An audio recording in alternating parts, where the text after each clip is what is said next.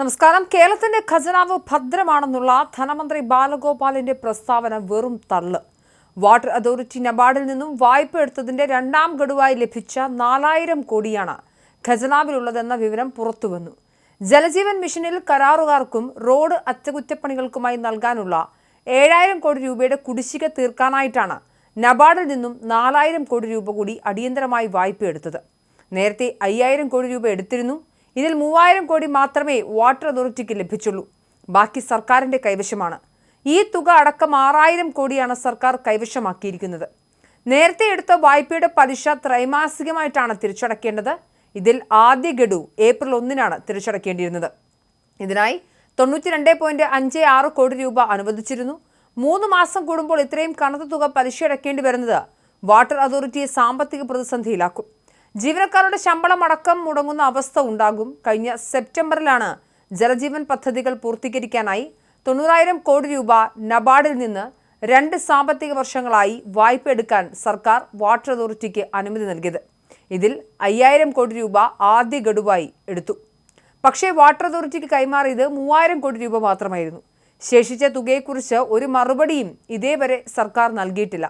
ഇതിനിടയിലാണ് കരാറുകാരുടെ കുടിശ്ശിക 7051 കോടി രൂപയാണെന്നും റോഡ് അറ്റകുറ്റപ്പണികൾ തീർക്കാൻ 1850 കോടി അടിയന്തരമായി വേണമെന്നും ആവശ്യപ്പെട്ട് വാട്ടർ അതോറിറ്റി MD സർക്കാരിന് കത്തെഴുതിയത്. ഈ കത്തിന്റെ അടിസ്ഥാനത്തിലാണ് അനുമതി നൽകിയതിൽ ശേഷിക്കുന്ന 4000 കോടി രൂപ കൂടി കടമെടുക്കാൻ കഴിഞ്ഞ മാസം 14-ന് ഉത്തരവിറക്കിയത്. ഈ തുകയും പൂർണ്ണമായും ജലജീവൻ പദ്ധതിക്കായി വിനിയോഗിക്കുമോ എന്ന് ഉറപ്പൊന്നുമില്ല. 2 വർഷങ്ങളായി എടുക്കേണ്ട തുക ചുരുങ്ങിയ സമയത്തിനുള്ളിൽ എടുക്കുന്നത് അപകടമാണെന്ന് ജീവനക്കാർ തന്നെ ചൂണ്ടിക്കാട്ടുന്നു. ഏപ്രിൽ മുതൽ 92 കോടി രൂപ പലിശ അടയ്ക്കേണ്ടി വരും. 21.7 ലക്ഷം ജലജീവൻ കണക്ഷൻ നൽകിയിട്ടുണ്ടെങ്കിലും അതിൽ നിന്നുള്ള വരുമാനം 8 കോടിയിൽ താഴെയാണ്. പലിശ അടയ്ക്കൽ സർക്കാരിന് ഉത്തരവാദിത്തമായി മാറും. ഇതിനായി മറ്റൊരു വായ്പ എടുക്കേണ്ടിയും വരും. നിലവിൽ പ്രതിമാസം 22 കോടി രൂപ നഷ്ടത്തിലോടുന്ന വാട്ടർ അതോറിറ്റിയെ വൻ കടക്കണിയിലേക്ക് തള്ളിയിടുകയാണ് സർക്കാരെന്നും സംഘടനകൾ ആരോപിക്കുന്നു. 6000 കോടി രൂപയാണ് നിലവിൽ വാട്ടർ അതോറിറ്റി വായ്പ എടുത്ത തുക സർക്കാർ ഖജനാവിലുള്ളത്. ഇത് ചൂണ്ടിക്കാട്ടിയാണ് ധനമന്ത്രി മേനി നടിക്കുന്നത്. പുതിയ സർക്കാർ വരുമ്പോൾ ഈ തുക തിരികെ കിട്ടിയില്ലെങ്കിൽ എന്ത് ചെയ്യുമെന്ന ആശങ്കയിലാണ് വാട്ടർ അതോറിറ്റി ജീവനക്കാർ. വാട്ടർ അതോറിറ്റിയുടെ പേരിൽ നബാർഡിൽ നിന്നും സ്വീകരിച്ച വായ്പാ തുക ഉപയോഗിച്ച് ട്രഷറിയിലെ പ്രതിസന്ധി മറികടക്കാനുള്ള സർക്കാരിന്റെ നീക്കം വലിയ സാമ്പത്തിക പ്രത്യാഘാതങ്ങൾക്ക് വഴി തുറക്കുമെന്നാണ് വിലയിരുത്തപ്പെടുന്നത്. കരാറുകാരുടെ കുടിശ്ശിക തീർക്കാനെന്ന വ്യാജേന സമാഹരിച്ച 6000 കോടിയോളം രൂപ ജലജീവൻ മിഷൻ പദ്ധതികൾക്കായി വിനിയോഗിക്കാതെ സർക്കാർ കൈവശം വെച്ചിരിക്കുന്നത് ധനമന്ത്രിയുടെ ഭദ്രതാ അവകാശവാദങ്ങളുടെ പൊള്ളത്തരം വെളിവാക്കുന്നു.